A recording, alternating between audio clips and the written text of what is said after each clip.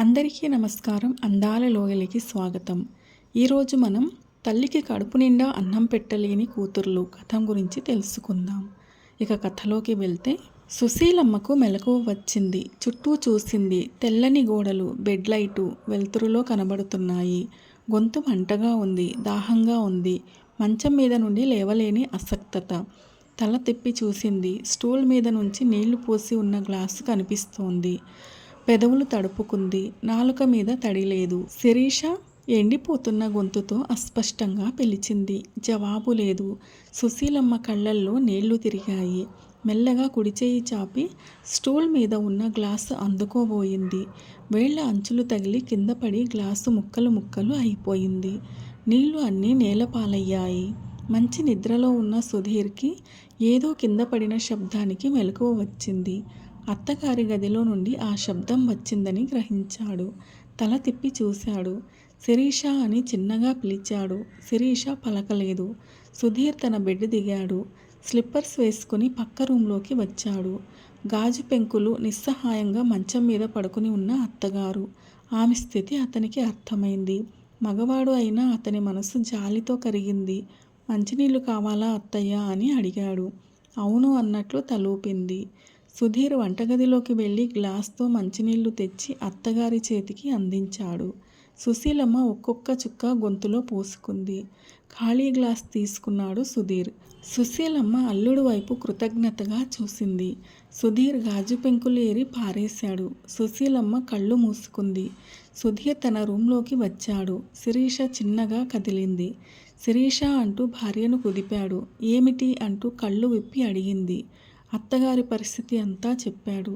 శిరీషకు ఏమీ జాలి అనిపించలేదు. మీది మరీ విడ్డూరం.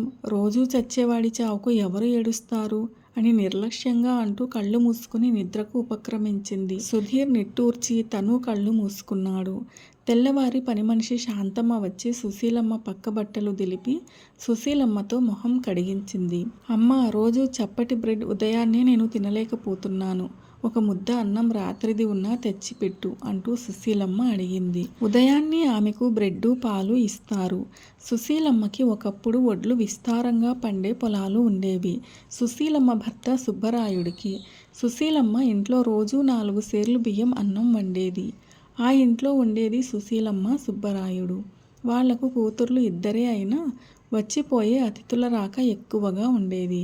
ప్రతిరోజు ఆ ఇంట్లో 4 కానీ 5 కానీ విస్తరి ముందు కూర్చోవాల్సిందే. ఇంటికి ఎవరు వచ్చినా సుశీలమ్మ ఆదరించి అన్నం పెట్టేది. వాళ్ల సంతానం అఖిల, శిరీష. అఖిలకు 6 సంవత్సరాలు వచ్చాక శిరీష పుట్టింది. 2 పిల్లల్ని అపురూపంగా పెంచుకున్నారు. అఖిల ఆ ఊరి రైతు కొడుకు గిరీశంకి ఇచ్చి వివాహం జరిపించారు. గిరీశం అత్తవారి నుంచి కట్నం కానుకలు ప్రత్యేకంగా ఆశించలేదు. సుబ్బరాయుడికి ఉన్న సంతానం 2 ఆడపిల్లలే. అతని ఆస్తి వీళ్ళకే సంక్రమిస్తుంది అని తెలుసు. అఖిలకి చాలా వరకు సహనం తక్కువ, నోటి దురుసు ఎక్కువ. శిరీష ఆ సంవత్సరం కాలేజీలో చేరింది. శిరీష ఆడింది ఆటగా, పాడింది పాటగా పెరిగింది. ఆమె స్వభావం చాలా చిత్రమైనది. ప్రతిదానికి ప్రెస్టేజీ అంటూ చిందులు వేస్తుంది. శిరీషకి అలేఖ్యకి అంతగా సఖ్యత కలవదు. శిరీష డిగ్రీ ఫైనల్ ఇయర్లో ఉండగా తండ్రి సుబ్బరాయుడు మరణించాడు. ఆ లోగిట్లో సుశీలమ్మ, శిరీష మిగిలిపోయారు. బంధువులు తరచూ వస్తారు కనుక ఆడవాళ్లకు ఎక్కువగా సమస్యలు ఎదురు కాలేదు. బంధువుల సహకారంతో సుశీలమ్మ, శిరీష వివాహం తలపెట్టింది. సుధీర్ పట్నంలో బ్యాంకులో వర్క్ చేస్తున్నాడు. అతనికి శిరీషకి ఘనంగా వివాహం జరిగింది. శిరీష మరదలు పెళ్లిలో మొహం మార్చుకుని తిరిగాడు. అత్తగారు తమ పెళ్లి కంటే మరదలు పెళ్లి ఘనంగా చేసిందనే అభిప్రాయం అతని మనసులో పడింది. శిరీష తన అభిరుచుల మేరకు అట్టహాసమైన చీర సారెలతో పట్నంలో కాపురం పెట్టింది. శిరీషం అత్తగారి ఆస్తి పంచి తన భార్యకు రావాల్సిన వాటా ఇవ్వాలంటూ పేచీ పెట్టుకున్నాడు. ఆడపడుచులకు ఆస్తి హక్కు ఎటు వచ్చింది కనుక కూతుర్లకు ఆస్తి పంచక తప్పలేదు. సుశీలమ్మకు అఖిల పూర్తిగా భర్త పక్షాన చేరిపోయింది. డబ్బుతో గిరీశం ఆ ఊరి పెద్దలను కొనేశాడు. ఆస్తిలో అత్తగారికి ప్రత్యేకంగా వాటా పెట్టాల్సిన అవసరం లేదని, ఆవిడకు ఉన్నది ఎటు 2 కూతుళ్లకే కనుక ఆవిడ బాధ్యత చివరి వరకు వాళ్లే స్వీకరిస్తారని చెప్పాడు. సుశీలమ్మను నోరెత్తనీయకుండా గిరీశం ఆస్తిని 2 భాగాలు చేయించాడు. శిరీష ఆమె భర్త వచ్చి తమ ఆస్తి అంతా క్యాష్ చేసుకున్నారు. అఖిలకి 4 పిల్లలు ఉన్నారు. వాళ్ళు చిన్నపిల్లలు. వాళ్ళ ఆలనా పాలనా చూస్తుందని అఖిల గిరీశం పథకం చేసుకొని తల్లిని తమ ఇంటికి తెచ్చుకున్నారు. తనకంటూ భర్త ఏర్పరిచిన లోగిలి దాటి సుశీలమ్మ కూతురి ఇంట్లోకి అడుగుపెట్టింది. సుశీలమ్మ ఆమె కూతురు ఇంటికి జీతం లేని ఆయా అయింది. కూతురి పిల్లలను కూతురు కంటే ఎక్కువగా సాకింది. అల్లుడు గిరీశం అత్తగారు తమ ఇంట అడుగుపెట్టాక ఒక్కరోజు కూడా పలకరించింది లేదు. ఆవిడను చూస్తూనే మొహం తిప్పుకుపోయేవాడు. సుశీలమ్మ ఆ ఇంట అందరి నిరాదరణలు మూగగా భరించింది. అఖిల పిల్లలు ఎవరి జీవితాల్లో వాళ్ళు స్థిరపడే నాటికి సుశీలమ్మకు వృద్ధాప్యం మీద పడిపోయింది. ఆవిడ అవసరం అఖిలకు తీరిపోయింది. తల్లిని వెంటబెట్టుకుని బస్తీలోని చెల్లెలి ఇంటికి తీసుకువచ్చింది. అప్పటికే లైట్గా పక్షవాతం వచ్చింది సుశీలమ్మకి. శిరీష అఖిల కలిసి సుశీలమ్మను హాస్పిటల్లో జాయిన్ చేశారు. సుశీలమ్మను శిరీషకు అప్పగించి అఖిల గిరీశం తమ ఊరు వెళ్ళిపోయారు. శిరీషకు అక్కా బావ స్వభావం తెలుసు. తల్లికి శక్తి ఉన్నంత వరకు ఊడిగం చేయించుకుని రసం తీసిన పిప్పిలా అయిపోయిన తల్లిని ఇలా వదిలించుకున్నారని గ్రహించుకుంది. అక్క మీద కోపంతో డబ్బు ఖర్చు పెట్టి తల్లికి మంచి వైద్యం చేపించింది. ఆవిడని డిశ్చార్జి చేశాక తన ఇంటికి తీసుకొచ్చింది.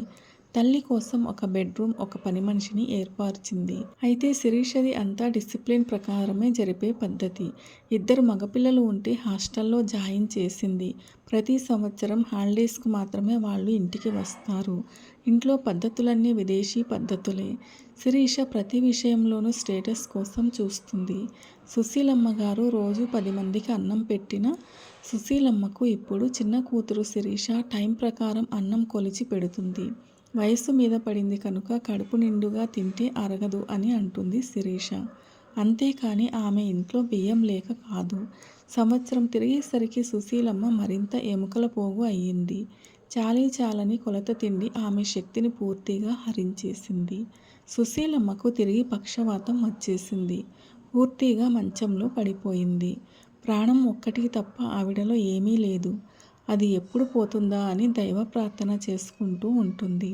శాంతమ్మ అన్నపూర్ణ కోరిక మీద రాత్రి అన్నం పళ్ళెంలో పెట్టి తెచ్చింది. సుశీలమ్మ ఆశగా అందుకోబోయింది. శిరీష వచ్చి ఆ దృశ్యం చూడనే చూసింది. నిలువ ఉన్న అన్నం తల్లికి పెడితే ఆమె ఆరోగ్యం మరింత క్షీణించిపోతుందని, ఆ అన్నంలోకి సూక్ష్మక్రిములు చేరి ఉంటాయని లెక్చర్ ఇచ్చింది. సుశీలమ్మ కూతురిని జాలిగా చూసింది. తెలిసిన వాళ్లకు చెప్పచ్చు, తెలియని వాళ్లకు నేర్పొచ్చు. కానీ తన కూతురి లాంటి మూర్ఖులకు ఎవరూ నచ్చచెప్పలేరని ఆవిడకు తెలుసు. శిరీష పౌరుషంగా మాట్లాడుతుంటే శాంతమ్మకు కోపం వచ్చింది. శిరీషకు శాంతమ్మకు మాటా పెరిగి వాళ్ల తగాదా తారాస్థాయికి చేరింది. సుధీర్ వచ్చి ఆ 2 ఆడవాళ్లకు సర్ది చెప్పబోయాడు. ఎవరూ వినిపించుకోలేదు. శాంతమ్మ పని మానేసి వెళ్ళిపోయింది. పోతే పోయింది, డబ్బు పారేస్తే బోలెడంతమంది అనుకుంది పళ్ళు కొరుకుతూ శిరీష. సుశీలమ్మకు బ్రెడ్ తెచ్చి ఇచ్చింది శిరీష. నిరాశక్తిగా దాన్ని అందుకుంది సుశీలమ్మ. శిరీష ఆ ఊరి మహిళా మండలికి ప్రెసిడెంట్. ఆ రోజు మహిళా మండలి మెంబర్స్ అంతా శిరీష ఇంటికి వచ్చారు. శిరీష తల్లిని పలకరించాలని సుశీలమ్మ గదిలోకి వెళ్ళారు. మరో పని మనిషి దొరకలేదు. సుశీలమ్మకు చీర మార్చటానికి కూడా ఎవరూ లేరు. శిరీష టైంకి తిండి పెడుతుంది. కానీ అటువంటి పనులు అంటే అసహ్యం. మహిళా మండలి మెంబర్స్ సహజమైన స్వభావాలతో సుశీలమ్మను చూసి చెవులు కొరుక్కున్నారు. మరుసటి రోజు నుండి శిరీష మీద విపరీతమైన ప్రచారాలు జరిగిపోతున్నాయి. మహిళా మండలి ప్రెసిడెంట్గా గొప్ప ఆధునిక భావాలు కనపరుస్తూ కన్న తల్లిని హీనంగా చూస్తుంది అంటూ, మరోపక్క పని మనిషి శాంతమ్మ పనిపోయిందన్న కక్ష కొద్దీ ఆ ఇంట్లో తను చూసిన వాటికి మరికొన్ని రంగులు పులిమి శిరీషను తేలికగా మాట్లాడసాగింది. అన్ని రకాల మాటలు శిరీష చెవిన పడ్డాయి. తన తల్లి మూలంగా సంఘంలో తన స్టేటస్కు మచ్చ ఏర్పడుతోందని, ఇలా అయితే తన విలువ తగ్గిపోతుందని ఆమెకు కష్టంగా అనిపించింది. 2 రోజులు ఏకదీక్షగా ఆలోచించి అందుకు ఒక పరిష్కారం ఎన్నుకుంది. సుధీర్ భార్య నిర్ణయాన్ని ఆమోదించలేదు. ఎప్పుడూ భర్తని లెక్క చేయని శిరీష ఈసారి కూడా లెక్క చేయలేదు. తల్లిని తీసుకువెళ్ళి అనాథాశ్రమంలో చేర్చింది. తల్లికి నెలకు వాళ్లకు ఇంత డబ్బు ఇస్తానని తల్లిని శ్రద్ధగా చూడమని ఆశ్రమం అధికారిని కోరింది. ఊళ్ళో మరికొన్ని రోజులు శిరీష మీద వదంతులు పుట్టాయి. శిరీష లెక్క చేయలేదు.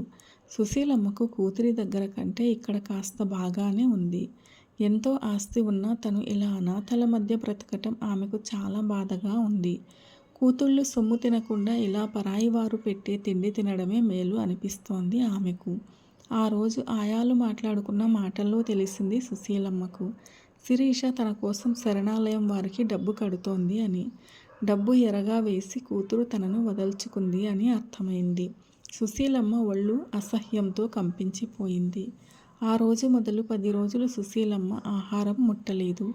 ఆగస్టు 15వ తేదీ స్వాతంత్ర్య దినోత్సవం మహిళా మండలి వారు అనాథ శరణాలయంలో పంచడానికి లడ్లు తెచ్చారు. శిరీష రాలేదు. సుశీలమ్మ వాళ్లను చూసి కళ్ళు తిప్పలేదు. ఆయాలు పిలిచారు. సుశీలమ్మ మాట్లాడలేదు. మరో 2 నిమిషాలకు అక్కడున్న అందరూ తెలుసుకున్నారు సుశీలమ్మ మరణించిందని. ఆమె తల దగ్గర ఒక చీటీ మహిళా మండలి సభ్యులు విప్పి చదివారు. పడుకునే రాసినట్టుంది. అక్షరాలు వంకర టింకరగా ఉన్నాయి. ఆడపిల్లలే ఆస్తి అనుకుని ఉన్న ఆస్తిని వాళ్లకే ఇచ్చాను. ఏ తల్లిదండ్రులు అయినా బిడ్డలు చూస్తారని నమ్మే వాళ్లకు జీవనాధారం ఏమీ ఉంచుకోకుండా పిల్లలకు అప్పగించకూడదు. బహుశా నన్ను తలుచుకుంటే ఇక ఎవరూ ఆ పని చేయరేమో. నా కూతురు డబ్బు ఎరగా పెట్టి నన్ను వదల్చుకుంది. కనీ పెంచిన తల్లి అంటే ప్రేమలేని శిరీష కానీ, నా పెద్ద కూతురు అఖిల కానీ నా అంత్యక్రియలు చేయరాదు. ఈ శరణాలయం వారి దయతో ఈ అనాథ ప్రేతానికి అంత్యక్రియలు జరపమని కోరుకుంటున్నాను. ఇట్లు సుశీలమ్మ. ఇలాంటి పరిస్థితి ఏ తల్లికి రాకూడదని కోరుకుంటూ వీడియోను చివరిదాకా చూసి కథను పూర్తిగా విన్నందుకు మీకు ధన్యవాదాలు తెలియజేస్తున్నాను. ఈ ఛానల్కు సపోర్ట్ చేస్తున్న ప్రతి ఒక్కరికి ధన్యవాదాలు. ఇలాంటి మరిన్ని మంచి కథల కోసం స్టే ట్యూన్. అందాల లోగిలి. See you all in another video. Till then keep smiling and be happy. Special thanks to the story writer for this wonderful and amazing story.